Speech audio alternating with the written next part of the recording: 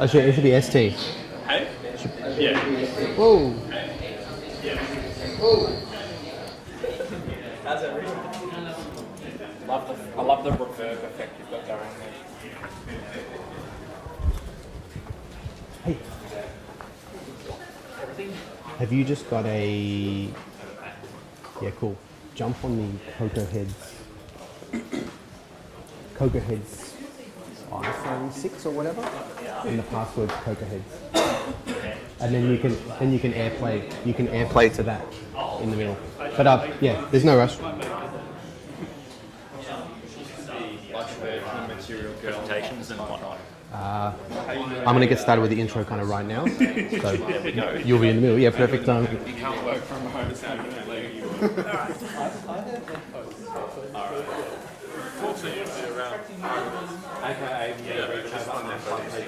Yeah, the Bluetooth.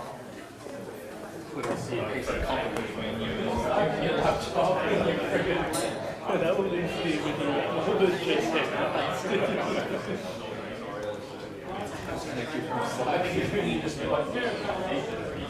Fixed it. Because if I don't fix it, it'll get copy and pasted into the next one. All right, welcome to May. I had to check what month it was there.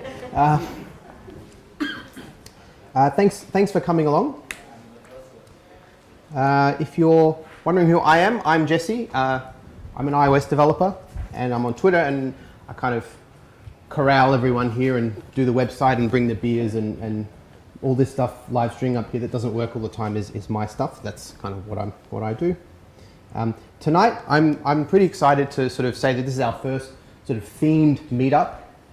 Last month we sort of introduced the idea of adding a theme to each meetup, and we had 4, but unfortunately we've only got 3 presentations. Unfortunately we had 4, now we have 3, but we've got 3 great presentations lined up. Is Vlas here yet? I haven't seen him. Okay, we may only have 1 presentation, Ben. Anyway. We've got Andy up first, and Ben, and then Vlas is going to talk about TextKit at the end. Yeah, here's Vlas. There he is. Perfect timing.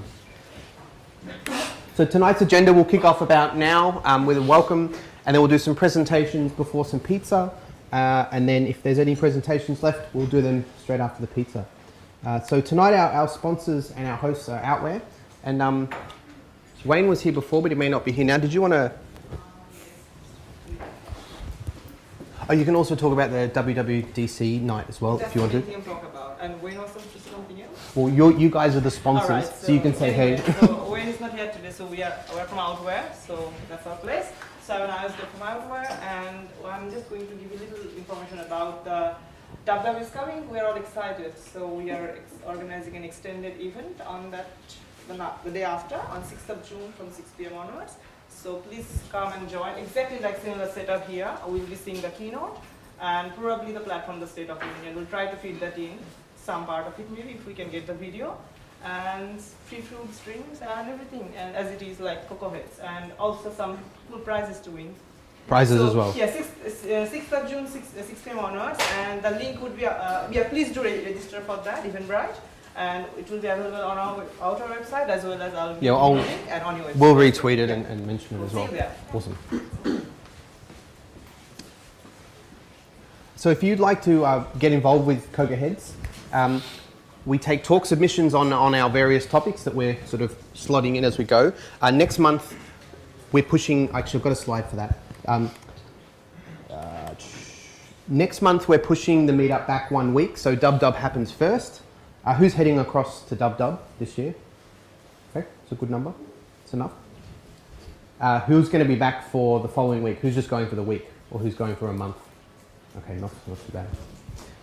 So we're going to push next month's meetup back a week, and the topic next month will be things that happened at WWDC. New things that were announced, or I'm hoping for sort of maybe half a dozen lightning talks on various topics that came up. You can put your hand up for those talks now, or once the keynote happens. But that should be great. Sort of, we'll look at what's new. So I'm going through my slides backwards here. You can also join the group on meetup.com. I'm seeing lots of people RSVP for that, which is great. Join the Slack channel. You can go to slack.melbournecocoaheads.com and join in there. There's 250 plus people in there. It's a great resource to find people, chat with people. Jobs channels had a lot of action this week. And if you want to sponsor in 2017, I put an email out earlier this week looking for sponsors for the rest of the year. If you or your company be keen to sponsor, hit me up as well. Just reiterating the updates from last month, we're going to set a topic each month. Eventually, when I get around to it, we'll vote on the future topics, but we've got WWDC next month. I want to line the speakers up as much as I can ahead of time, which is what we did this month. And lightning talks are still lightning talks. You can still talk about whatever you feel like with lightning talks. June meetup I've mentioned. July, I kept this slide in from last month. July marks 10 years of Melbourne CocoaHeads. Still haven't worked out what we're going to do with July meetup, but I don't know, 10 years is a long time. Try and convince Gareth to come along. Maybe we'll get some people that don't do iOS anymore that come back and tell us what they're up to. So following on from the jobs chatter this week, and we sort of do this every month as well.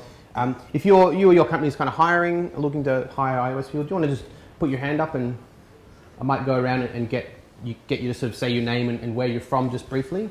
I saw the 3 hands down here I was expecting. Andy, do you want to? My name's Andy. I work at Punters. We write Swift full time, so if you're sick of Objective-C and sick of client deadlines and budgets and all that kind of stuff, come say hi. That's Punters? Punters, Yep. yeah. Matt? Hey, well, I'm Matt from Domestic Cat Software. We've got a lovely office in Abbotsford, just by the river, beautiful scenery out the windows. We're running Objective-C and Swift, mostly Swift these days. We're an app agency working with lots of local clients and just a couple of ones in the US as well. So yeah, we're hiring junior to senior. Yeah. Awesome. Sounding like broken record. Michael from Odyssey. We're hiring again still mainly senior iOS devs, but anything else future. All right. That's from Sales. We're hiring individual iOS devs. We work product. We work products, and so we are of one product. Anyone else? That was good. All from this side though? All right, that's okay. Yeah, and if you or a company are hiring, jump in the jobs channel on the Slack group as well. There's a lot of action in there, lots of people talking about things, which is great. So I'm going to jump straight into the month that was, and it's been 4 weeks since last CocoaHeads, and I'll give you a little bit of an insight into how sort of the month that was works. So this was our Slack discussion this afternoon. And I was saying, I'm thinking about the month that was tonight. Maybe I'll just go straight to Andy's talk. Like nothing's really happened. So Ben said, well, yeah, not really. Not much has happened. Surprise, terrible renders of the iPhone 8. Yeah, that's true. There's been a few rumors around the iPhone 8. We could crowdsource the month that was, said Ben. Did anything happen this month? This is not. I've just cut these up into like conversations there that I haven't edited at all. People always come up with things that we don't think of. Like, okay, okay, I might do that. Yeah, it's only been 4 weeks, so. Then here comes Andy. Here we go. Visual Studio on the Mac. Yep, that was a thing. iPhone 8 glass leaks. That was a thing. Go Andy, come on, let's keep going. WWDC next month. Like, okay, that didn't happen last month, but yep. Apple's self-driving minivans have been seen in the wild. Yeah, that's true. Apple admitted the Mac Pro can was a failure. Yeah, that's still fresh in our minds. I think that happened the month before, but still. And Apple Ads launched in Australia. Like, okay, this is great. This is great. That second last one should always be part of the month that was. Yeah, I think that's going to be the meme going forward. That'll always be there. And Apple plans to announce an Echo competitor, and WWDCs won't receive one, or WWDCs can pay $1 for them. I said, where's that rumored? Where's that rumored, Andy? right here by me. So I decided at that point that that really was the sum up, the roundup of the month it was. Off the top of your head, from Ben, did anything happen this month? What stands out in people's minds? Anything, you can just shout it out. Apple is clearing out old hardware. Old hardware clear outs? Oh, displays are coming back. Displays are coming back. Yeah. Which one? Oh, the Apple's fancy app thing. Yep. Yeah, see, that's what I thought. Quick flick for me. Yeah, Apple got some permit for self-driving cars. The classic Macintosh you can play on the Internet Archive. I thought that was cool. Apple released these Earth Day videos that were kind of really strange. There was, I don't know, Gruber talked about them at length, but there were these like 4 or 5 short videos talking about how they're going to be environmentally friendly, sustainable, etc., etc. But there were... Sorry, is that Phil Schiller? I'm not sure who that is, but they're animated like in a really... there's the real employees talking, and they're animated on top, and it just adds this really bizarre kind of like spin to it all. Anyway, Tim Cook versus Uber was a thing. That obviously they worked that out. iPhone 8 schematic was released. Apple hit 800 billion market cap. And then Apple, this was this morning, Apple acquires this Beddit thing, which was a sleeping companion or tracking something. Was Workflow's purchase ever mentioned? Workflow? Yeah. It was the month before, but... What's Workflow? It's like a if this. Oh, yeah. Yeah. Yep. I think that was a month or so ago. Yeah, but a lot of high-profile iOS developers were involved with it, now Right. working it up. There you go. All right, so that was the month it was. My gut feeling, I think, was right. Not too much happened. I think next month will be the opposite. So it's good to have a little bit of a lull. So we're going to jump straight into presentations, and to get our kind of UI kit foo up and going, we'll jump straight into Andy's presentation with no delay. 10 things I hate about UI kit. Thank you.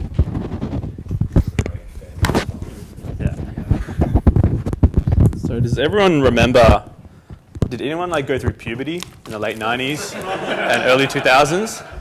So if you did, like me, you should get this reference. Otherwise, if not, this is actually a teen rom-com where this bad boy, played by Heath Ledger, has to seduce this girl so her sister can go on a date. And that kind of reminds me of iOS 7, when iOS 7 first came about. It really was really weird. iOS 7 was this thing that kind of came out of nowhere. Once a particular person, what's his name again? Scott Forstall, was ousted 6 months before. And then Johnny Ive took the reins of, design. You know this one. Chief design? Yeah, chief design officer of everything, like interface, like software and hardware. So this is inspired by that talk. So I'm just going to go through it. So that's wrong. But anyways, should be big in the middle. I think it's just a back. I suck at Markdown. Yeah, that's just the thing. Yeah. No, it's not your fault. So UI picker controller kind of sucks. You know, in iOS 7 and above. iOS 6 and below, it looked hideous, but I feel that they minimize the tap regions on the picker controller. So this is actually going to be a lightning talk, just so you know. Number 2, your navigation bar. So one thing that sort of grinds my gears about your navigation bar is if you have a left bar button item and a right bar button item, if the right item or one of the items is longer than the other side, then the title label gets off center. That annoys me. And then we got introduced to translucent and opaque navigation bars. Sounds cool, but like if you're like us, we had an opaque navigation bar through our entire app, And then this design trend came about where they don't want to show the navigation bar, they just want to show like a big image instead. So doing segues from translucent to opaque can be difficult. And this one automatically adjusts scroll view insets. It always gets me because sometimes I always forget about, I had a text view the other day and that's a scroll view, but I kind of just didn't really think about that. So it caused me some pain. Number 3, UI page view controller. So does anyone use UI page view controller? What are your thoughts about it? Yeah. Right, like why not use a collection view? But the API is really weird because when you create a UI page view controller, you have to pass in an array of view controllers that can only contain one item, I think. And the delegate methods are really weird, right? So let's say I want to sort of track when, let's have a view controller and I want to start tracking when the, let's say, X position is being scrolled. I actually cannot get the value of that X position, so that annoys me. Yeah, my highest rated answer on Stack Overflow is about UI page view. So I've got a soft spot. Number 4, UI status bar. So in iOS 7, the UI status bar became literally the biggest thing inside the iOS interface. It overtook everything. And it's funny because even Apple couldn't get it right all the time. We all got stories and screenshots where UI status bar is doing kind of some weird stuff, especially with the App Store with me. And in iOS 9, they deprecated the, the UI application, shared application, set status bar style to be deprecated. So now the view controller, has to choose its preferred status bar style, which is okay if you're starting a new project, but if you have a big project, we have, I think, 130 view controllers. So that makes upgrade to the latest APIs a bit time consuming. Number 5, UI collection view. So I actually got this from you from the other day. Has anyone tried making a UI collection view with insets? And insets, because they're inset, like you have different dimensions between the phone screens. So the insets, if it's a floating point number, right? So if you do, let's say, minus 3.4 or whatever, the insets won't be uniform across the entire collection view. Number 6, UI table view, insert and delete row animation. So if you've ever tried deleting a row and it's in a weird position, you'll get some weird funky animations. And I've seen this recently in the Apple settings app. So it makes me feel better that they can't get it right. Number 7 is MVC. So, from, pardon? Big call. From the day we start learning about building iOS apps, we're told MVC is a proper way. I'm like, okay, that's cool. But depending on the size of your app, MVC starts becoming more of a problem than it does a solution. So that's why MVVM was somehow created. And I still think MVVM is pretty gross. That's why you put everything in the app delegate. Haven't you learned that? Well, I use singletons too, but MVVM, and then there's also Viper, and I think Viper's a little bit too far into the distance. But I'll probably do a talk on architecture soon.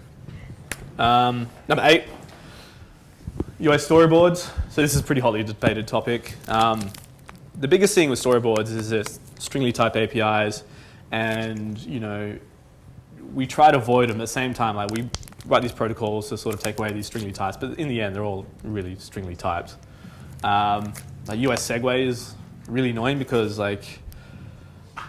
you have to call a function that takes itself in, and then that function you have to do a switch and a check if the identifier is what you match. And if the identifier is wrong, then you get a runtime crash. I kind of just like pushing view controllers with code. Number 9, UINIB. So it's not that I dislike UINIB, it's that I dislike that it's not supported as well as it should be. UINIB is a lot nicer than storyboards, because you can actually do UI, but at the same time you don't have to bring in the all the weight of storyboards. But if you want to instantiate a view controller or a view from a UINIB, you have to kind of write all this boilerplate code, and even that relies on stringly typed APIs. Number 10, This is the weirdest one. I don't know how I ever got in, but VFL. Oh, yeah. Has anyone ever tried writing VFL? Yeah. I like it. Get out.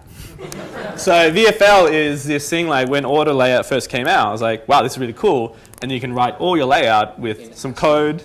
Is it ASCII? Well, it's kind of like, I don't That's the know. way it should be, Andy. You know it. VFL, I don't know. I'd rather use storyboards over VFL. Emoji. I had some other ones that couldn't make into the list, so I got some honorable mentions. iOS brought in Helvetica everywhere, which was, I don't know, I kind of like, it's funny watching Apple introduce Helvetica and really, really thin types to then bring it back. Oh, sorry, it started out thick and then they brought it really thin and then they brought it back to thick because they realized people, not everyone has 20/20 vision, but they have 20/20 hindsight. So that's that. UI visual effect view. So when iOS 7 first came out, everyone wanted to sort of mimic that blur. So what we did was we grabbed the UI toolbar and we stretch it over what we wanted to blur. UI visual effect view is pretty cool if you want to put over something, but the fact that it doesn't actually allow alpha, so we can't modify the alpha, what we have to do is you have to take a snapshot image, apply a blur image radius, and then overlay that on top. Okay, so US segment control. It's just kind of, I always get segments wrong because, you know, sometimes it's blue, sometimes it's white, and I don't really know which is which. And I see this trend happening a lot lately. I was fighting with an app online because I was trying to select something and the segment control is all wrong. And I was like, wait, this is highlighted, so it should be what I'm picking. But no, it's not. UI web view. I don't know why this is still in the SDK. I mean, it's been there since the beginning, the dawn, since iOS SDK 2. When all apps were UI web views. Yes, yes. And then they recently introduced WK WebView, and I'm like, it's good. You know, renders a lot better. It's got a better engine. Yeah, and that's my talk. Yeah. Are there any questions? Is just hear me ranting on? Good. Do it. Sure. What's the one thing you would like to see changed? Sort of like more from, okay, these are 10 things you hate, but what's the one thing that you would like introduced that will make your life really, really easy? I'd like Swift wrappers around APIs. You know, like too often we have to rely on, I mean, it's Objective-C. We're never going to get rid of it, at least not in the next decade or whatever. But, you know, it's always nice to have, it'd be nice to have Swift APIs. Like, yes, we have these Objective-C things and Swift can sort of do some cool stuff and then turn into Swift APIs, but the APIs aren't truly Swift. So Do you think that's more, okay, the APIs are still in this MVC mindset and model versus something that's like a really awesome functional Swift API? functional? I'm not sure if there's like any UIKit APIs I can think off the top of my head, which would be like, I've never thought to myself, I want this API to be functional because I can just write functional stuff. The But reason you know, I sort of say it like that is over the years we've seen a lot of really good improvements to make the bridging between Swift and Objective-C and UIKit a lot nicer. So do we sort of, would you like to see things continuing down that route, or would you like to see them taking a different route? I mean, if we're talking about APIs, right, it'd be cool if if the API said, look, if you want to do this, you need to conform to this protocol, right? And I can just pass in protocol instead of like inheriting from everything. So you want to do this, okay, cool. You have to inherit from UI page view controller or something like that, or you have to page controller, whatever. Like, it could be like, hey, just conform to the API and then pass to this function. Like more use of Swifty stuff, like APIs. Enums are pretty good, but at the same time, they could always be better. Like you could also pass in like associated values. Yeah. Cool. Thank you.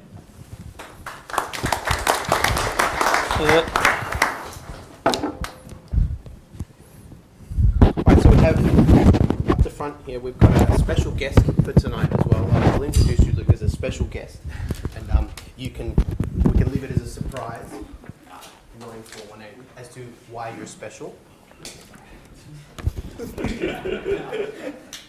Going to talk about Google on here. Got me.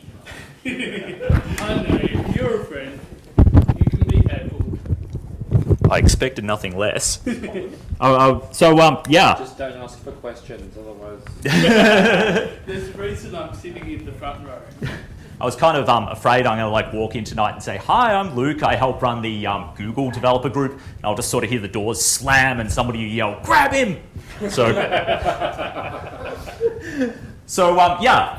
I help organise the Google developer group in Melbourne, GDG Melbourne. We're kind of like CocoaHeads, except for the Google world. And the reason I'm here tonight speaking to you all is Google I/O conference is coming up next week. So Google I/O is Google's main developer conference, a bit like Dub. And the Melbourne community is going to be running a series of events called these I/O extended events around the Google I/O conference. So basically there are three big things going on, most of them here at Outware. Firstly, on Thursday the 18th, which is the first day of the conference, Outware are going to be running a keynote rewatch where everyone will come here on pizzas and drinks and whatnot, and they'll be replaying the keynote. The keynote itself happens over in California at 3 a.m, so we're not going to be waking up for that. It's going to be at 6 p.m. that evening. The next thing that's going on is the Monday. There's going to be a hack night. It's going to be very similar to the CocoaHeads hack night, including being at the same location. I copied all the good ideas off Luke Tups there at the back. You do realise we don't talk about bikes. Probably a bit less talking about bikes, maybe just a little bit more coding, we'll see. And lastly, we're having a fairly big event here. It's going to be a recap of a lot of the announcements that happened at the Google I/O conference. That's going to be happening the Wednesday, the week after, again here at Outware. And basically the idea behind the recap is, at Google I/O, Google announced a whole bunch of new stuff. Some of it's not that important. Some of it is going to be very, very important. So we've got a whole bunch of knowledgeable people in the community that are going to help us go through that, pick out like what are the big announcements, what we actually need to be paying attention to, and what you can sort of safely ignore. We're getting a few very interesting people in. Google was actually flying down a guy from Sydney, Andrew Kelly, who is a Google developer expert. So he's going to be giving a presentation on what's new in Android. We're also having presentations on what's new in Firebase, cloud, machine learning, and so on, and somebody talking about the Google I/O experience. We're having t-shirts for attendees. If we can get some more sponsorship, we may even be having some door prizes. And there are a limited number of places for that, so hop in quickly and RSVP. Lastly, we're also going to be running some stuff on our Slack channel during the actual Google I/O event itself. You can just go to that URL there and join on your telephone. We've got 4 people there who are going to be attending the I/O event, and they've said they'll try and answer any questions as they come up in the Slack channel. So if you see something interesting's been announced, you can hop in and go and quiz them about that. No guarantees they're going to respond. They might be enjoying all the after parties. So yeah, there's a number of ways you can connect with us. I'll post all the URLs to the CocoaHeads Slack channel and meetup group. And if you have any questions, I'll be hanging around afterwards for the pizzas and beer. Thanks. Look, where are you guys hosted? What venue? It's going to be here, the I/O events. In general? But usually we're over at Shine. Right. So that's where GDGs usually run. But for bigger special events like this, we're going to be here at Outware. Awesome. All right, thanks. Any questions for Luke? What kind of food do you have at your meetup? Fishing. Oh, we've got some pretty good pizzas actually. Good. And drinks, alcoholic, non-alcoholic. If we go there, can we talk about bikes? Yeah, you can actually. I'll allow that. So long as maybe you've got to attach some Android device to your bike or talk about how you can use it to track it or whatever. All right, thanks. I'll grab the microphone.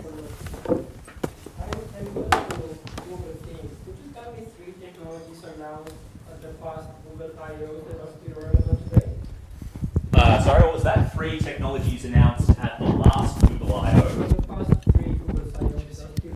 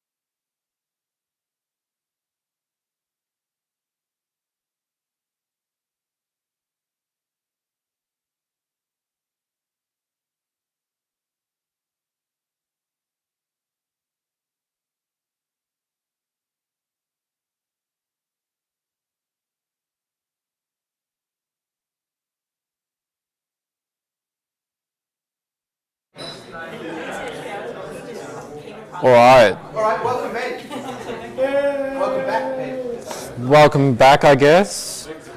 But like, I suppose I'll just do a quick introduction. I'm Ben, for those of you who don't know me. But if you've never met me before, you've probably seen me on the Melbourne CocoaHeads Slack if you're on there, or if you follow like the iOS dev lists on Twitter, I'm CocoaTouch. You've probably seen me tweeting about random stuff, most recently Eurovision and UI collection view. Two very different topics, but two things very dear to my heart. And my dog, yes. Pictures of my greyhound go through my Twitter feed at least daily. But tonight I want to break from tradition because usually I present the month that was at CocoaHeads, and I have done sparingly for the most part over the past 15 or longer months, I don't know, just like a few occurrences here and there. This is my first actual talk, and it's something that I love doing, and it's using animations to improve the apps I work on. And anybody who knows me and like talks to me longer than 10 minutes knows that I like doing animations and do UI kit and hate it passionately with like different things, but I also love core animation. And because that's tightly coupled to UI kit, I thought I could fit it in tonight. And does anybody know what this is on the screen? Except Vlas Voloshin. Oh, come on. Well, you just said it. Yeah, I know. It's an ease in, ease out curve. Thank you, Vlas. Like, no, it's good. But if anyone's ever written a UI view animation, which if you're all iOS devs, I know some of you aren't, right here, then you've probably used curve ease in out on a UI view declaration block before. And that's basically what it looks like behind the scenes, but you don't actually see it. Let's just start off with some basics. A Bezier, and I had to look up like how to pronounce that pronunciation guideline before, and it's apparently Bezier. It sounds very French, but they're widely used in computer graphics to model smooth curves according to Plato, who discovered Atlantis and wrote about it. You know, I don't know whether you know your historians, but awesome dude, you know, died a long time ago. No, no, I don't think he was. I haven't watched that season, but anyway, so unfortunately, or is it fortunately, I don't know, that we don't see the actual Bezier curves when we're writing animations in iOS. We just refer to them by name, and the common ones are linear, curve ease in, curve ease out, and curve ease in out. And linear is this one on the left. It just means the animation will move from point A to point B, B being the goal, at a steady rate over the course of the duration that you give it, i.e. 1 second. It will accelerate at a static speed and stop abruptly. That's why this one is so pretty, and everyone usually uses this one, at least I do, using curve ease in out, because I want it to start off slowly, speed up, and then slow down before it becomes to a halt. So, if you want to write your own, it makes writing your own curve a right pain in the Bezier. Forgive the pun. I really tried with this pun. I was like trying to work a pun into that. It didn't really work, but I had to say it anyway. But this whole talk actually came because I work at iFlix, and the designer that we have there is like daily and every 5 minutes breathing down my neck saying, move it 1 pixel to the left. And I'm like, oh, all right, fine. So I do. And he's like, I don't like that curve. Can you make your own? I'm just like, I want to what now? And so I looked up what I had to do, and I realized that I was already doing that anyway using something called CG points. And I didn't realize that's what it actually was, but that's what it was doing. And I just quickly whacked in some control points, drew my own graph, and I thought, yep, this is great. Testing it, and it worked really well. And I actually satisfied the designer, which is something I'm still like kind of shell-shocked about. It's a bittersweet moment. I didn't know that I actually would get approval from somebody like a designer to go, yep, that's good, it's done. That doesn't last for very long. No, he's already asking for a new curve, but I'm pushing back. I decided to take the time and write a talk because I realized that not many people, after searching on Stack Overflow how to write your own Bezier curve animations on iOS, return almost 0 results. And I realized that, okay, just look in the APIs, control points done. I figured it out without much assistance, and I wrote my own answer on Stack Overflow to somebody who asked the question, which is good. I've been contributing more. That'll pay dividends over the next 6 years. Yeah, no, I wrote an answer about 6 years ago, and I still get the occasional upvote in my email inbox going like, you got new reputation. I'm like, how? I haven't logged in for like a year and a half. But because we don't see the graph, we have to, if we need to write our own curve, you have to find the one you want. Obviously, you have to figure out what you want the animation to do from point A to point B. And usually the designer or you if you're adept enough, will have to open up Sketch or open up Illustrator or even Photoshop if that's all you've got, and use the pen tool to figure out what you want, and use like anchor points and figure out the control points for your curve to transliterate into CG points to supply to the core animation engine. Now, prior to iOS 10, you had to use CA animation or CA basic animation, provide a timing function, which you would then create a timing function object and supply the control points X and Y value. There are two control points. You need to supply the X and Y value of both to that, and then the animation would work with that. But UI View itself didn't actually have the support for that. With iOS 10, using UI View property, I think it's UI View property animator or something, UI View animator, you can use UI timing functions, which are really cool. So you just, again, dump the points in, and Bob's your uncle, you've got your animation block and click start animation. It's a little bit less verbose than core animation, but essentially the same thing, probably gets transliterated down to the same lines of code in the compiler. But once you've drawn your curve in Illustrator, Photoshop, whatever, you have to figure out what the relative control points are. So, and you want to normalize those values between 0 and 1, because what you see on screen is not what you get, is not what's actually going to work in code. So if you imagine, and this is, I'm pushing at a stretch here, I know, because you've all had beer and you're really excited for pizza, a 320 by 320 bounding box, and you draw a diagonal line in it from the bottom left to the top right corner, and the bottom control point of this curve is going to be, 268.8 X and 32 on the Y. So basically 84% of the X axis and 10% on the Y. And the top control point is going to be the inverse of that. And what would this roughly look like? And the answer to that is my first. Curve A's in and curve A's out. And I'm going to demo some. And the rest of my talk is pretty much going to be a demo if I can get QuickTime to work correctly. If it doesn't crash when it tries to, surprise, surprise. And now iTunes is popping up when I don't want it to. Let it be known I use Spotify. Fuck off, iTunes. Only it'll probably launch the session this time, so I can just kill that. So on the screen is actually an app that I wrote in a day and a half to demonstrate this. So I want to write my own custom curve. So we've got the presets here of, whoops, I've got to actually use my phone. I just realized that I was clicking on the screen thinking it was actually an app just now. So ease in looks roughly like this. The control point is at 42% on the x-axis on control point 1. So when I click the go button, and again I use the MacBook, if I press go, you'll see that it eases in before coming to a stop abruptly. Ease out is essentially the same thing, but in inverse, meaning it will start at a constant speed and slow down before it stops. And ease both. Now I couldn't actually find the control points behind the ease in, ease out curve on iOS. I tried tacking into UI keyboard and getting the values out of the dictionary, and it was all wonky and I couldn't be bothered translating it. So I came up with this, which is 42 and 58, and it starts off slowly and slows down pretty well. Now that is apparently the standard. But if the values that I put in before, and Vlas, I know you're going to say something, so do you have a question? If the values that I described before, 84%, 10%, so if I move this to roughly, that'll do 86, and if I move this, I'm drawing this graph live, and if I lower this to roughly 10, increase this to 10, you have yourself a rough approximation of the default iOS ease-in curve, which when I run, it will live demonstrate the curve for you.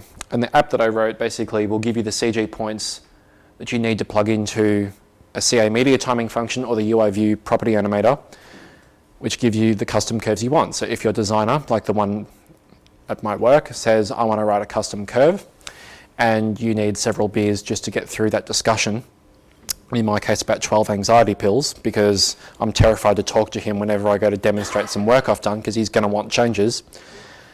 But he didn't this time, but he just asked me to do this. But this essentially is what a Bezier curve is. It's just points rendered on screen with custom control points that you can change between 0 and 1.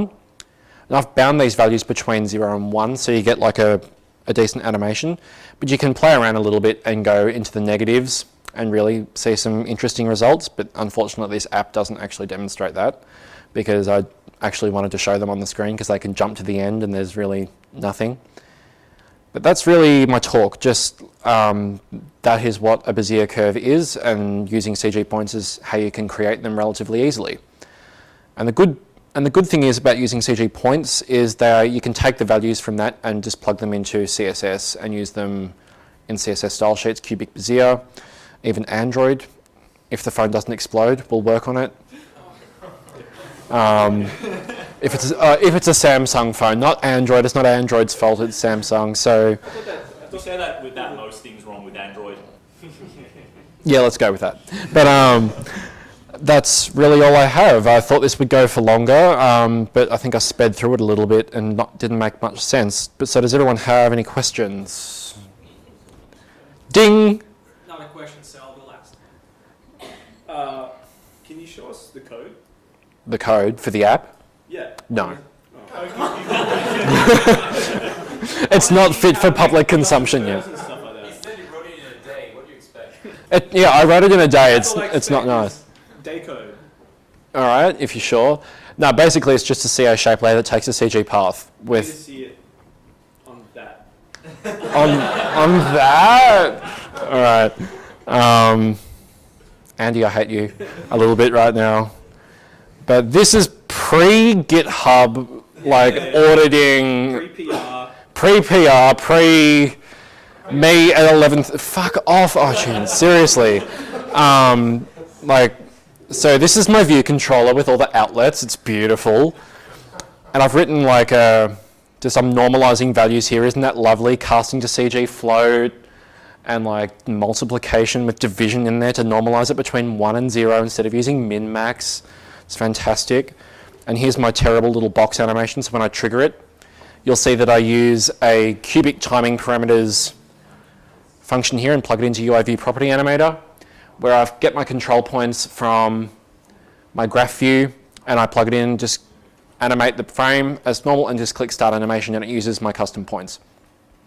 And here's my lovely refresh sliders function that just formats the CG point text in those two labels that you may or may not have seen. But here's where the magic happens. It's graph view. CA shape layers everywhere. It's ugly, terrible code, and this is where the path is drawn.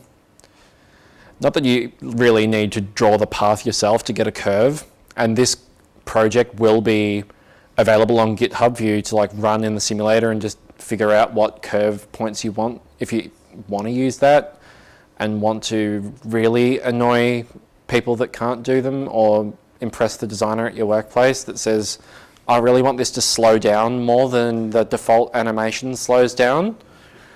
Can you make it slow down just a little bit more, maybe by like half the speed? Have you ever just tried saying, yeah, I did it, and then showing the same thing? Yeah, I did, but I did. We tried that. Our designer's a Kiwi, you can't get anything over him. Right. And like, he's just like, no, you didn't do that. And I'm like, okay, sorry, you sound angry. So I'm just going to say, no, I didn't do it. I'm going to go back to my desk, cry about it, and then try and do it later. Well, we haven't tried the... Richie McCall will be okay with this. Not yet. No.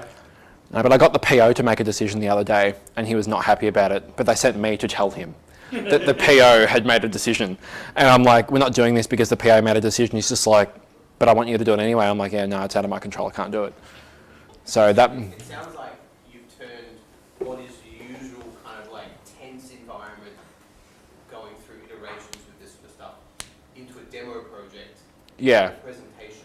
Yeah, pretty much. Like this is a good outlet for that. Oh yeah, it was. It was the rage, the sheer frustration, my hair is going grey, like at my desk, just prematurely getting a streak that I've had to dye over because I kept going over there, like, and he works at the other side of the room, so I would come up with my curve points and go, what about this one? Walk all the way over. Nah, not slow enough.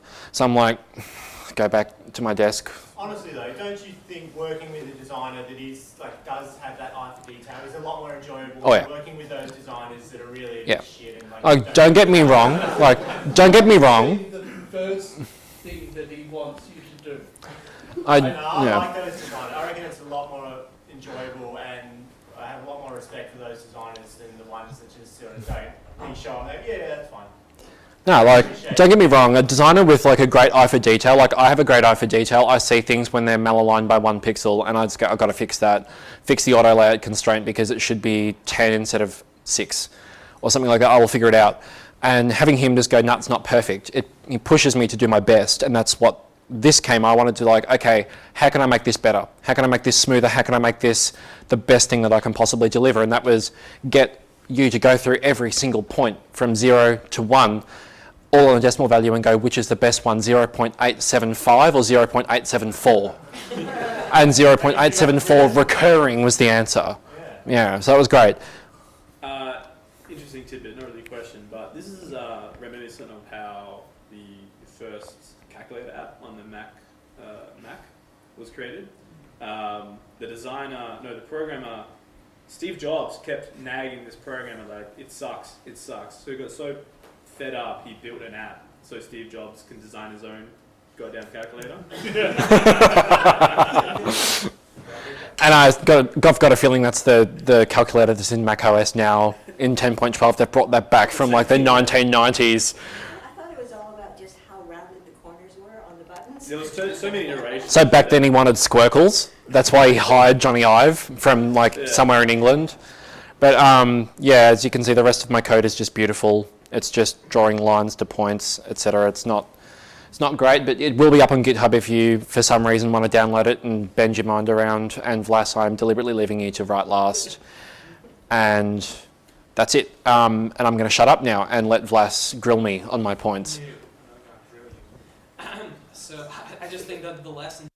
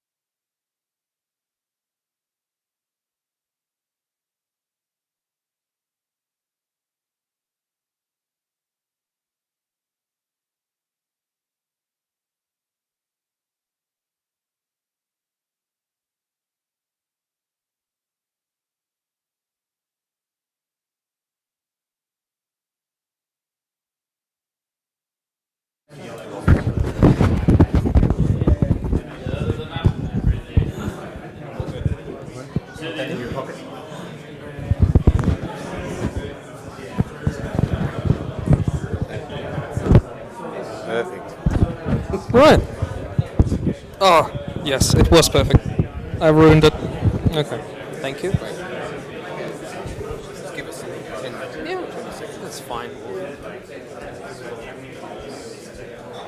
My nerves are shot.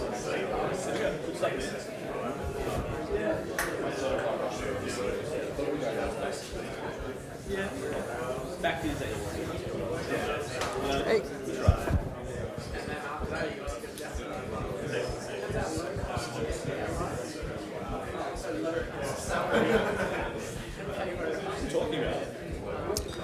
Text. Text. About text.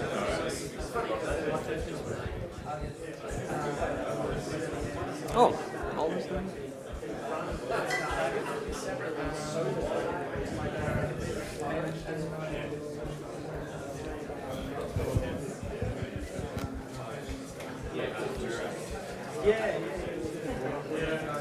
All right, welcome back. Yay! Hey.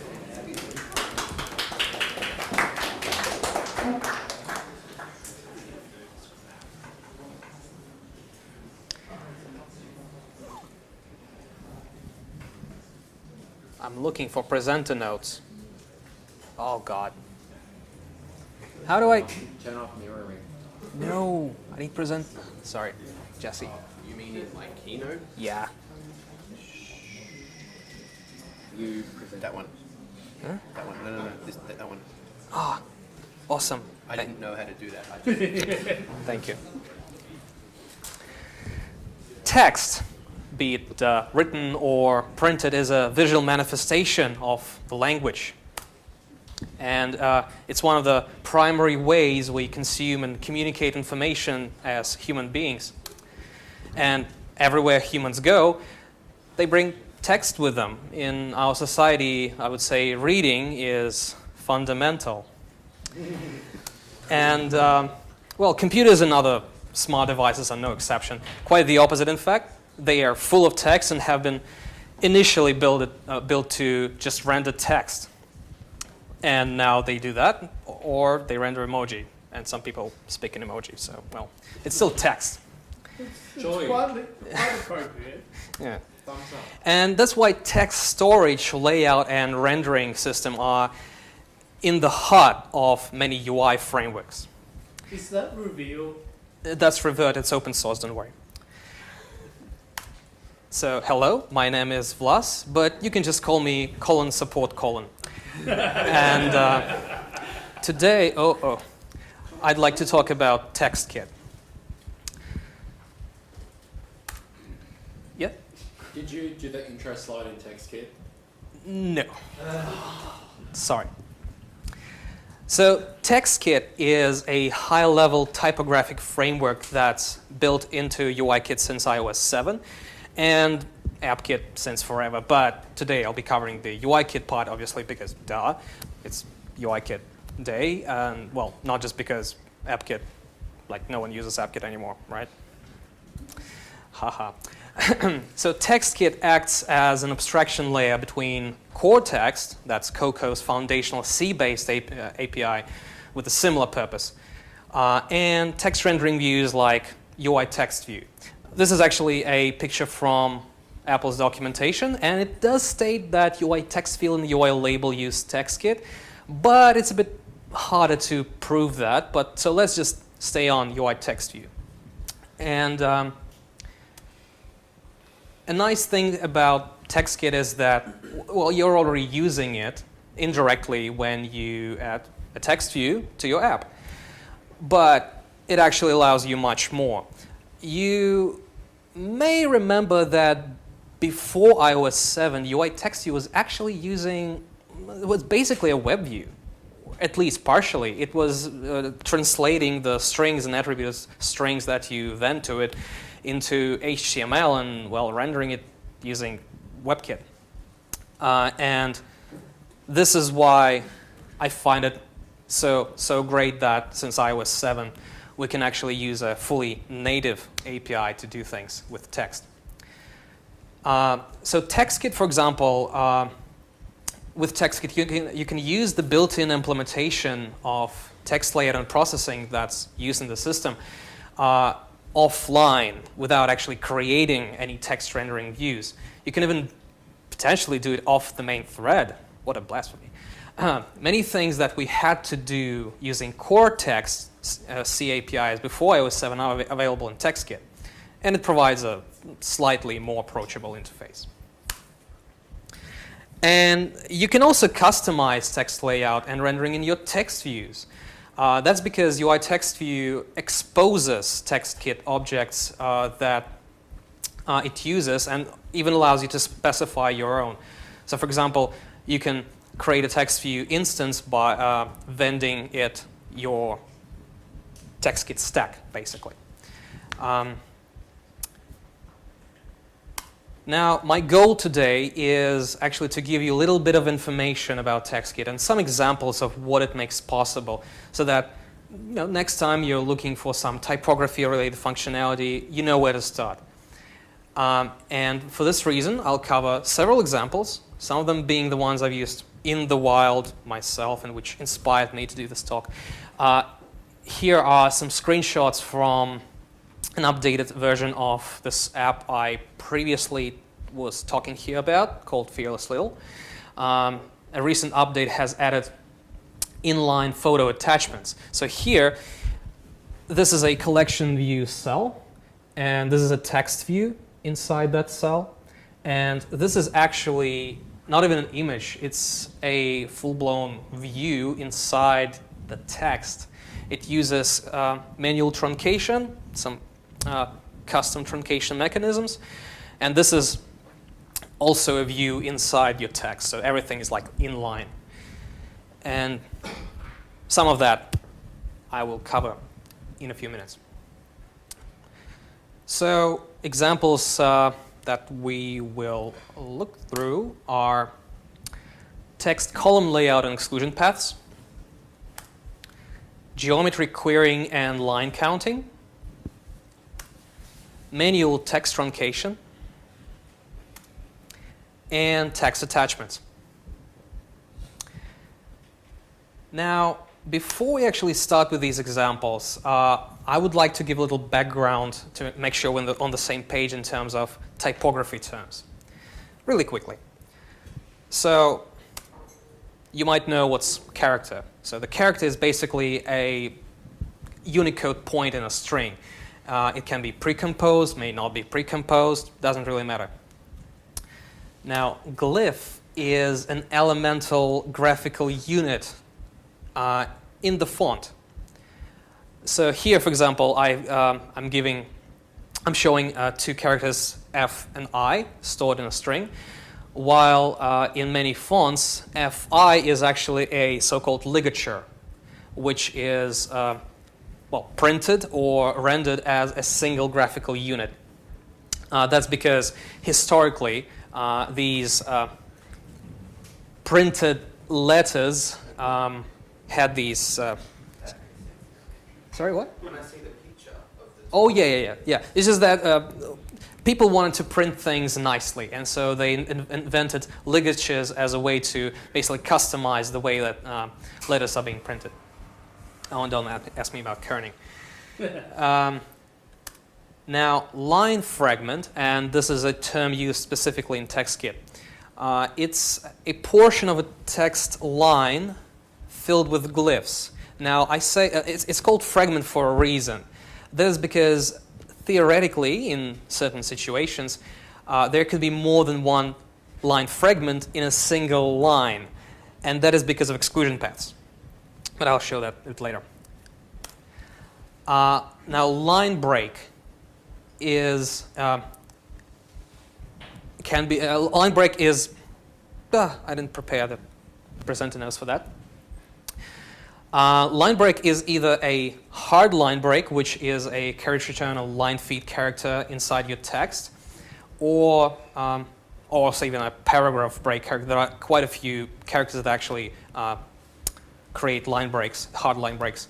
Or it can be a soft line break, which is generated by word or character wrapping. On this little picture, you see that these are all soft wraps. there are no carriage return characters between words do and the next one. That's obviously lorem ipsum. Now, wrapping is automatic internal reflowing of text to the next line. And in certain cases, if you enable that, soft line breaks can actually be hyphenated. Like here you can see that this soft line break has been hyphenated and the word is broken in 2 parts. Truncation is hiding parts of text, usually at the end, at the start, or in the middle. I think the trail truncation is the most popular one. And replacing all the removed parts with an ellipsis. Now, here's a little note. A common misconception is that ellipsis is 3 dots. No. Ellipsis is a special character. It's a special Unicode character which you can either put in your string as a Unicode code point, or you can just hit, I think, Command semicolon, and that will just put in a ellipsis character in your string. The reason for it is, when truncation is generated automatically, it's the ellipsis character that's being rendered and inserted, not 3 dots.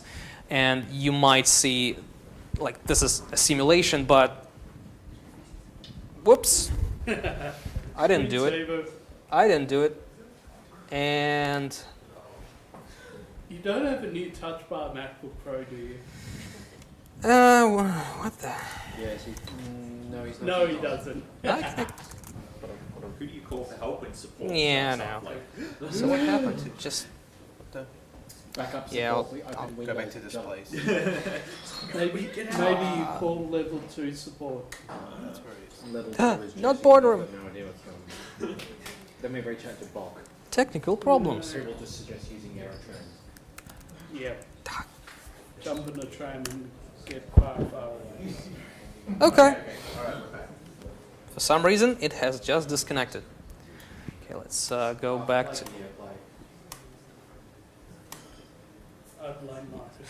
So yeah, basically, it's just it's a error that I've seen in a few places across the years that people just say, oh, that's just 3 dots in strings, and also when they perform custom truncation, which is even worse. And finally, paragraph is basically a block of text that's separated by hard line breaks or text boundaries. What about Ruby? What do you mean? As in, there is this term called Ruby in typography, which is the hiragana, so the hiragana or katakana representation on top of a kanji character. Right. I'm not sure TextKit supports that, and It's actually all right. a core text Right. call. Okay. Well, unfortunately, I haven't been investigating into non-Western languages. Yeah, sorry about it. You get interested in Russian? Yeah, sure. I mean, duh. There's also this beautiful picture from Apple documentation. It's one of my favorites, really. It's related to fonts. It has all these different metrics of fonts and how they're called. But today I won't really actually bore you with these details because we don't actually need them right now, and you can look them up later. I will give a link at the end. Maybe just 2 really terms that we might need is the baseline and line height. And, that's mostly... Remember to size your UI labels to account for the descender and ascenders. Well, duh. Yeah.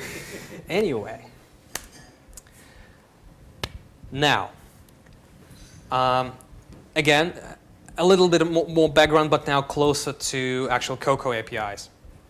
Now, advanced text formatting has been available since iOS 3.2 in a form of attributed strings, as you might know. So it all begins with an NS string, obviously, and it contains all those Unicode characters, not necessarily composed ones, encoded as UTF-16 in the case of Objective-C in a string. I won't be talking specifically about Swift here. because of reasons. But yeah, in NS string it was encoded at UTF-16. Now, that is being wrapped by NS attributed string, but the magic of it is actually in the attributes dictionary that's associated with character ranges of a string. Now, attributes dictionary, which you can specify for any ranges of text, contain information such as fonts and colors, like background, foreground, underline color, stuff like that, links and shadows, etc. They all stored under specific keys in those dictionary. So, for example, if you want to specify the font of a range of characters, you specify that using a key NS font attribute name, and so on. The NS foreground color, NS background color, NS link attribute name, so on. One special attribute is a paragraph style that's described as a NS paragraph style instance. It contains a multitude of different layout modes and metrics for each paragraph, including line height, like minimum line height, maximum line height, different things, including also alignment mode and line break mode. These are quite important. And this is basically how you describe text. Oh yeah, layout metrics. Now, you take that and put it in a TextKit stack, right? So TextKit TextKit has several actors, as I call them, which is like core classes that comprise a TextKit stack. It starts off with an NS text storage object. That is basically a mutable attributed string with some extra smarts for track changes to it, including character changes and attribute changes. Now, TextKit storage may have one or more NS layout managers connected to it. Layout manager, as the name suggests, handles layout of text described in the text storage. So yeah, you might actually have more than one layout manager. I'll cover that a bit later. Now, layout manager fills the geometry that layout manager fills with the text described in the text storage is described by one or more, again, text container object connected to it. So text container may have a size, it may have exclusion paths, stuff like that. Now, as I mentioned before, UI text you can be initialized with a text container, and it basically describes a single page of content. And through back references from text container to layout manager and to text storage, the text you can access both layout manager and text storage it's associated with.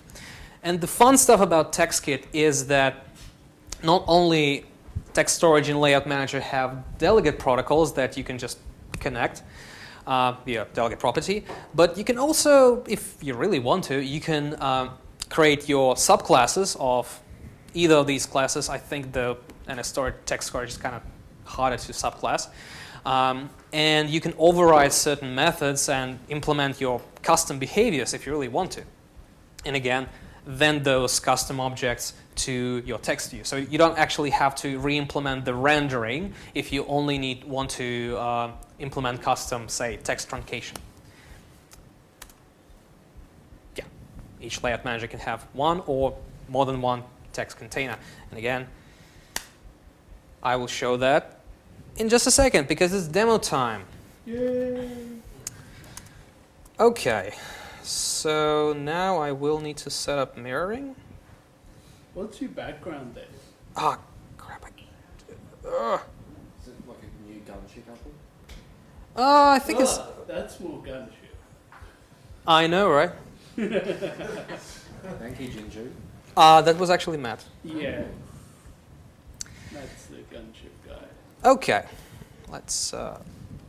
awesome. I don't really like this rendering, but so I will just... Presenter mode, please. Absolutely. Okay, where Awesome is... colours. Yeah, I haven't used that for a while. Can you see that? Large. Okay. Oh, yeah. All right. Okay. That's what I was talking about. And I mean, I wish I could make the. We'll take your word for it. How? That the text is a reasonable size. Oh, I can. Yeah. Oh, all right. That works. That's nice. Okay. So the first example is probably the easiest one. So as you've seen on the slide with TextKit Stack, you can have more than one layout manager connected to a single text storage. So that means you can have a single text, like attribute a string, and you can not only you can render that, you can lay it out in a different way, even simultaneously. So in this example, I have a lorem ipsum, and I have two text containers, and I have two layout managers. The stack is connected in a way that each text container has its own layout manager, and both layout managers are connected to a single text storage, a shared text storage right here. So I create two text views. Each text view uses its own text container, and thanks to the width, height tracks text views, the text containers are sized automatically. And I just put them in a stack view and put some change the text container inset so that it looks pretty, and that's about it. And so the result I'm getting is kind of weird. And by the way, if you didn't know, Playground Live View is actually basically just an iPad simulator, and Xcode just kind of crops the screen of the simulator and shows it here. That's why it's a bit flaky, and that's why you can see the part of the keyboard. Anyway, so the interesting effect is that as I'm editing one text view, the other one just is being edited automatically. There's no custom code there. It's just being updated automatically, simply because text storage emits notifications to all its layout managers. So layout managers are informed when characters or attributes change, and thus layout managers relay out all the text and present it to the text view, basically. Okay, that's kind of simple. Where would you use that? I don't know, not sure. It's more of a demo that you can have. Maybe, yes, maybe. But the problem is that because the text storage is actually shared, you cannot just tell each layout manager to render things differently. You can only lay them out differently, but the actual characters and attributes would actually be the same. So that example is of limited usefulness, and that's why I didn't include it in the first list. Now let's actually go to columns and exclusion paths example. And this one is actually one of the TextKit's kind of tentpole features that were demoed at DubDub. It says launching simulator. Yay! Have you seen it crash where you close there we the go. window and then you actually physically see the iPad? Oh yeah. And you can't interact with it? Oh, so it didn't actually go away? Ew. Right. So this one is a bit different. Here I'm still using two text containers, but they're both connected to a single layout manager. And this means that the layout manager will use both of these containers to actually flow text between them. And this allows you to implement multi-column layout or multi-page layout. Each text view, as I said before, basically acts as a single page of content. And the text container it kind of represents that text view's geometry. And here in the middle you have this circle, and you can see how the text actually flows around the circle. And just to kind of visualize the idea even better, you can just drag it around and see how the text updates live. What I'm doing here to implement this updating, live updating, is simply I'm updating the exclusion paths in each text container, and that's it, because that invalidates text layout, obviously. In the code, again, a long lorem ipsum. I create 2 text containers. Each one has this line fragment padding. That's just so that it looks better. I create a single layout manager. I specify the hyphenation factor because I really want the nice hyphenation. FYI, by default, hyphenation is off. The reason for that is because hyphenation is more, wrapping text with hyphenation enabled is more performance, is more CPU and memory heavy than wrapping it without it. But if you really want that, you can enable it easily. And you can actually do that even via a special attribute in the attributed string. But here I'm just specifying that on the layout manager. Single text storage, 2 text views, each initialized with its own container. Oh, by the way, if you're worried, this playground is already on GitHub, so you can all see the code later. Now, I have disabled scrolling on both text views. The reason for that is because if the scrolling is actually enabled, the text will not flow to the second page. That's probably because, in this case, the text container for the first text view will be automatically sized to the size of the text, and the text view will be just scrollable. But here I'm saying, hey, I want you to make the text container have the size of your bounds and not have you scrollable, so that layout manager knows that the text needs to flow on the next text container. Again, just stack view. Now this, I have a shape view that has a gesture recognizer, and it can render a shape path. And this block I'm calling path updater, it just takes the UI Bezier path for the shape and translates that between 2 text containers so that each text container has its own copy of the path in its exclusion paths array that reflects the frame of the text view that represents that text container. So these 2 text views do not actually share some sort of a coordinate system. Each has its own, so I have to translate those exclusion paths. One important thing to mention here is that text containers actually have a separate coordinate system from the text view. And this is which is why it's important to convert coordinates between 2 when you have to cross the line between UI view hierarchy and UI text view being part of that and TextKit's text container. The mismatch of the coordinate system is mostly represented by really? I didn't put it here? Sure I did. It's on a previous slide. The mismatch is represented by the, I think it's called text container insets. It's a property on UI text view, and it tells the text view to inset the actual text container inside its own bounds. And by default, I think the insets are 8, 8 top and bottom, and 0 on the left and right. Because the insets that you see by default on text views on left and right are actually generated, interestingly, by a different property that's on a text container. And it's called line fragment padding. Go figure. It's important to remember these things when, for example, you want to have a text view, a static text view that just renders your text without any paddings.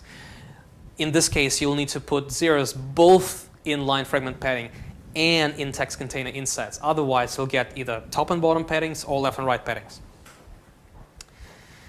And yeah, gesture recognizer drives a change to the circle, and the paths are being updated. Yep. So the library is open. Okay. What you mentioned, you using NS attributed string. So what would be a common use case for, apart from rendering lorem ipsum with the Japanese flag in the middle of the screen, but what would be a common use case where we should realistically use TextKit instead of just NS attributed string? So NS attributed string is a storage for text characters and attributes. TextKit is a framework that lays them out and renders them. You probably already use NS attributed string in different places, but don't interact with TextKit directly. For example, if you want to add a different font to a part of the text, like you might want to say, make part of the text bold, or you want to put a link on a part of your text. You're probably creating an attributed string out of your original string, and you set a special set a special dictionary of attributes to a substring, right? And you probably put that in a text view, right? With TextKit, and that's certainly not the final example here, so you might see better examples of how you can use that. TextKit allows you to customize the layout of your text and also text wrapping, and enables you to do things like this. So would you say to use TextKit wherever possible? I wouldn't, again, with any kind of tool, it's really important to use the right tool for the occasion. And it's more about situations where the default layout, the default tools you have with UI text view, for example, just do not suffice. And I'll show you more examples in a few minutes, and you might get a better idea of what these situations are, really. Okay, yeah, I understand that this example is probably not something you would have to use every single day. And that is why, example 3, geometry querying. So here we have again, a single text view with a large lorem ipsum with customized fonts. Zapfino, being a very weird font, is used here. And there's this overlay that renders this kind of wireframe. It has 3 modes. One renders line bounds, another one renders character bounds, or the glyph bounds actually, and the third one renders bounds for a substring. So why would you use that?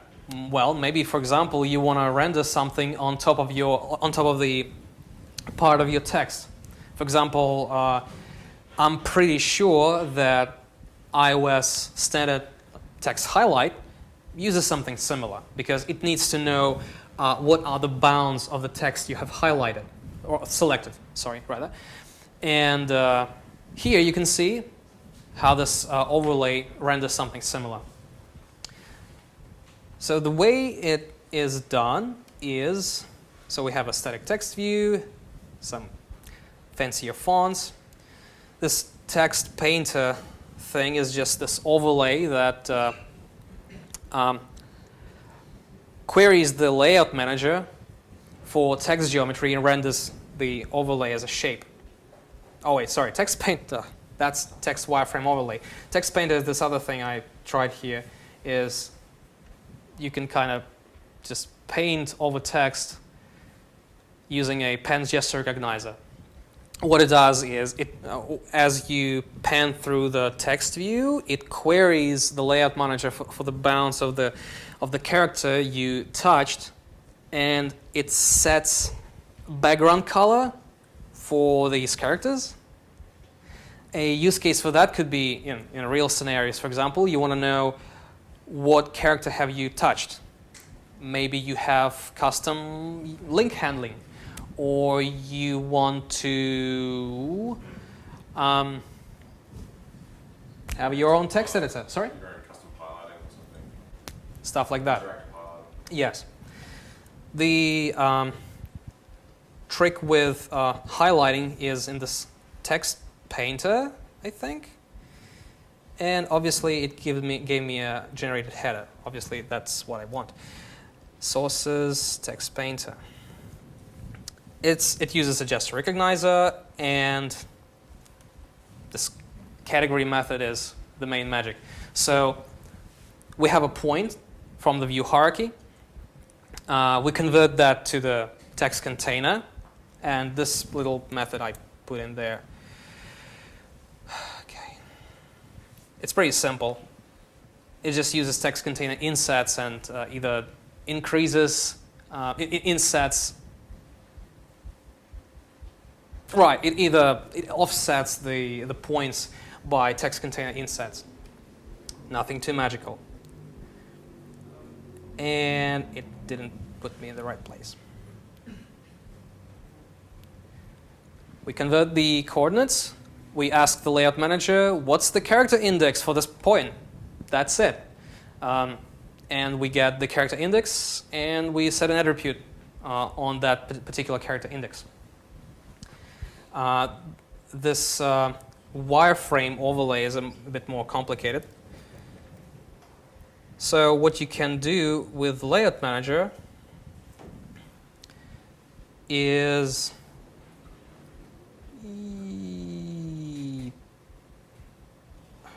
what am I looking for? Ah, yes, looking for this. You can enumerate your line fragments. You can retrieve a range of glyphs that comprise each line fragment. So the Layout Manager will call the block for each line fragment in your text. You can also ask the Layout Manager for bounding rect of a specific glyph. Here I'm just enumerating all glyphs from 0 to the end of the text. And remember that glyphs and characters are not the same thing. Yep. How does this perform in terms of scrolling? This one is probably not the best way to do this, and especially because with fonts like Subfino, the glyph is actually, some glyphs, many glyphs, because Subfino, are rendered outside of the bounding rect of the glyph. So you have the bounding rect of the glyph, but the actual representation, the visual representation of the glyph from the font is rendered outside of it. It's a weird font. Unfortunately, to retrieve information like the actual metrics of the font, I think you have to drop down to core text, which I didn't want to go in there. And in terms of performance, well, maybe not for each glyph in the string. TextKit is optimized heavily, so if you just want to know a character or glyph number for a position, that'd be quick, fast. Or if you want to ask bounding rect for a few glyphs, that will also be really fast, because once the Layout Manager lays out the whole text, or in cases of non-contiguous layout parts of that text, it just caches all that information and invalidates that as necessary. So these queries will be fast. Finally, with the highlighted range, there is a method called enumerate enclosing rects, which calls the block for every rectangular area that covers the range of glyphs that you have asked for. So as a result, if I just put the timeline back,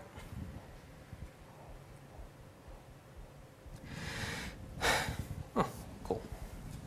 So you'll get 3 calls, 1, 2, 3. Again, contiguous rectangular areas is what you get. Right. There are many more layout queries you can make from on Layout Manager. These are just a few. And I think at this point I should have maybe talked a bit more how you can use that in a real situation. The way I use it in my own code is, as you may remember from the slides, there were these screenshots with attachments. I'll show you some stuff about attachments later. But in order to insert an actual view inside text, I need to know what should be the bounds of that view, right? And because I have an attachment there, but that attachment is empty, Layout Manager can actually, it allows me to query the layout bounds of that attachment. And so I query for that and then put a view with that frame in. basically. I'm not sure if... Oh yeah, that library is closed permanently. No, it's open source. Okay. I think this example may be the most down to earth, let's say, and this is manual truncation. So I'm not sure if you have encountered at some point a situation where you want to render multi-line text, or even a single-line text, really, but you cannot use the automatic truncation that's given to you by UI label or UI text view. And so you kind of want to truncate the text manually, maybe? And there are dozens of wrong ways to do that. Obviously, the worst one is you just say, yeah, this kind of feels like it'll only fit 30 characters. Yeah, maybe not if the text contains of I, and so on. Or just really wide characters, on the other hand. This is not technically correct. The other way I have seen myself is using the standard method for calculating the bounds of the text, bounding rect and everything on NS attributed string.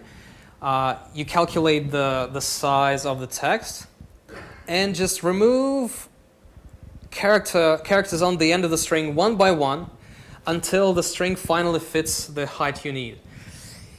That's a bit non-performant to my tastes. So the way I kind of approach this and realize how it is possible with TextKit is by actually using the implementation of truncation inside TextKit, but without creating text views for it. If you just need truncation in text view, you can in text views. Text views. You can just specify where is it? Or is it not here? Anyway, there is a maximum number of lines on a text container, and if you just grab a text container from a text view and set that maximum number of lines, you will get the standard truncation. But if you need offline truncation, you need to create an offline TextKit stack. So here, again, a lorem ipsum, 2 text views. One is non-truncated, just to show what are the bounds of the full text. The other one is also not truncated, but characters, the text in the right text view is actually generated manually. And so the result I'm getting is, let's delete this code, and that's the selection I was talking about. Hello. Okay. I don't know why backspace didn't work. Oh. Okay, I'll just do it like this. There we go. I think keyboard input has disappeared. Oh, now it works. Yeah, you can see how the truncation is being updated as I remove characters. And once the whole screen fits, there's more text that's appended to the truncated string will disappear. And boom, it's off. All right, now the way you can do this, and this is just, it's all just wiring of things. The interesting part is here. And again, I have to do that manually. This. Some guards, like obviously you don't want to truncate empty text, and you don't want to truncate manually if you have requested number of lines of 0. So you can create text container, which matches the bounds of the text view you will present the text in. Like for example, in this case, you want to know the width of the text container, but you can leave the height to, well, CG float max, which is in Swift, it's CG float greatest finite magnitude. You have to make sure that you copy the line fragment padding from the real text view, otherwise the width, the effective width will not match. You need to specify the line break mode. Usually it's truncate tail. Sometimes, if this particular method is for tail truncation, and you want to specify maximum number of lines so that Layout Manager will actually enable truncation. You create Layout Manager, add the text container into it. You create your text storage with the string you want to truncate, and you add Layout Manager to that. And this is the most interesting part. The main idea here is that you just basically go through line fragments one by one using Layout Manager line fragment rect for glyph at. This gives you glyph ranges for each line, also rectangles, but we don't need them here. And you just go through each of them until this other method, truncated glyph range in line fragment for glyph at, gives you something that's not NS not found. Objective-C APIs, NS not found, yeah.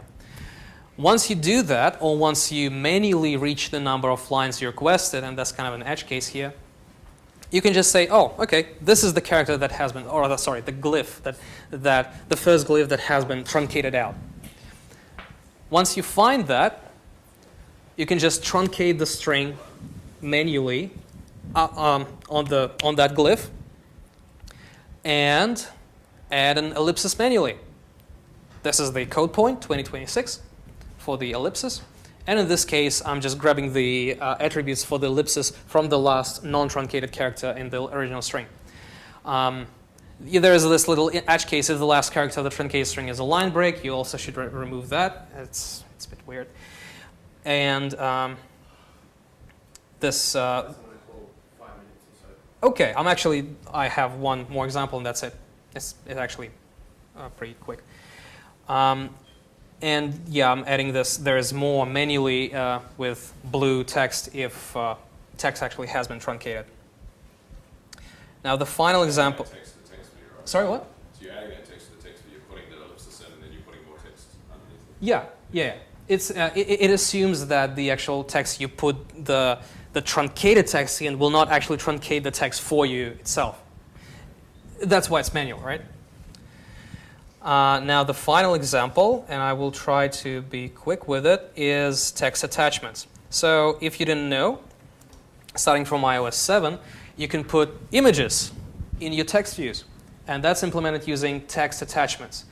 There is a class called NSTextAttachment, and you can initialize that. I think that's probably a custom initialize I put in via category. You can specify an image you want to render in the attachment, and you just put that NSTextAttachment as a value for NS attachment attribute name in the attributes of your string. I had to use like custom category methods here just because otherwise Playgrounds will crash because it will try to serialize the attachment and deserialize on Mac OS and it just will not work. And so here you might see that I put a little troll face, and this is a text attachment. It's a Lena with a paragraph style of center alignment, and so text view actually put the attachment on the next line because that's I did that. I had to put that on a separate line because otherwise the paragraph style would not be applied because there are no line breaks there, no hard line breaks, so it's not a different paragraph.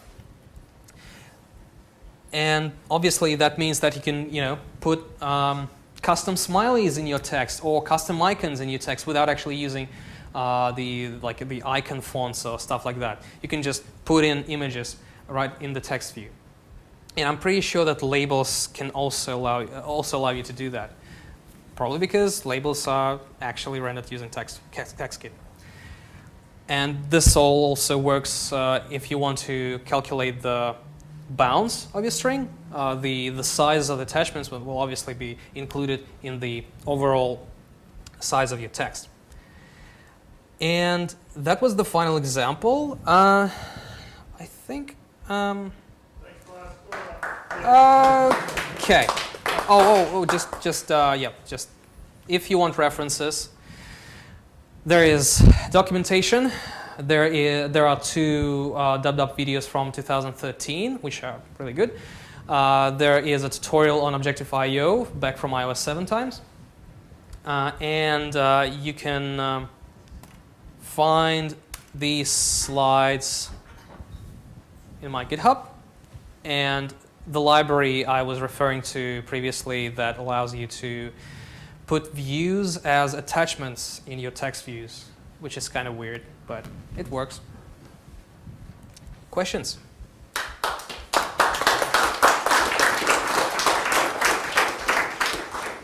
All right, no questions? Okay. All right, thank you. That was excellent. There's just so much there. That was so good. And here I thought I would actually be able to not delve too deep into details. That's not too deep, right? I'll forgive the pun. Grab some pizza. In about Unintended. In about half an hour, I'll come up and say thank you very much. But grab a beer, grab some pizzas. That's all for our presentation tonight. Feel free to stay or do what you like. How long was that? An hour. Got that. Jesus.